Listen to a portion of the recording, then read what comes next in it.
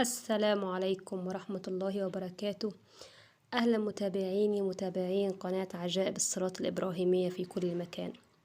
النهاردة بس قبل ما نبدأ الفيديو حابة أتكلم في نقطة مهمة. بعض الناس بتدخل بتعلق تعليقات غريبة جدا، اللي هم بحسسوك انهم حاجة ما حصلتش، اللي هو انت بتغلطي في كذا، بتقولي الحرف ده بالطريقة دي، بتغلطي بالطريقة دي مداخل ومخارج الحروف. انا لما فتحت القناة ما فتحتش القناة وانا بقولك ان انا خريجة ازهر ولا شريعة اسلامية. انا بحكي قصص بتحصل عن فضل الصلاة والسلام على رسول الله بالصيغة العادية العامية، كأني بحكي لأختي وصاحبتي، حد بيحكي لي عن كرامتها معاه والخير اللي ربنا اداهوله بركة الصلاة على النبي، فأنا بوصله للناس. أنا عندي هنا الناس في القناة من حوالي 3 سنين، من أيام ما كنت بعمل البث المباشر، فيديوهات قديمة جدا جدا.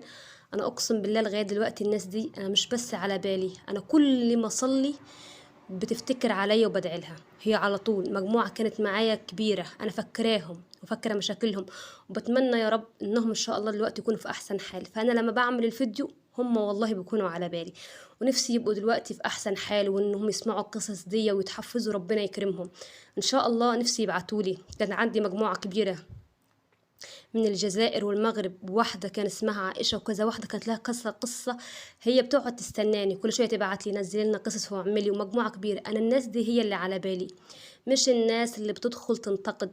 أنا حضرتك ما قلتلكيش إن أنا بحفظ قرآن أو كده، أو أنا كل واحد عارف مقدار نفسه. أنا حد بيحكي لي القصص فباجي أحكيها بصيغة عادية، لا بتكلم في أي شيء آخر.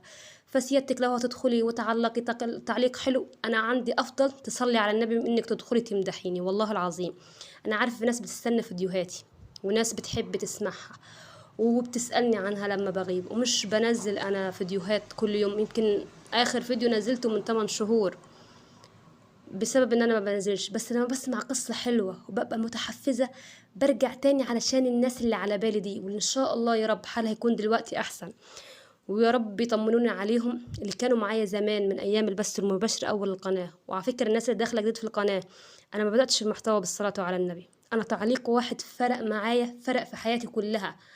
مش في القناة انا كنت بعمل محتوى عادي، اللي هو الناس اللي كانت معايا من الاول عارفه ماسكات ووصفات طبيعيه.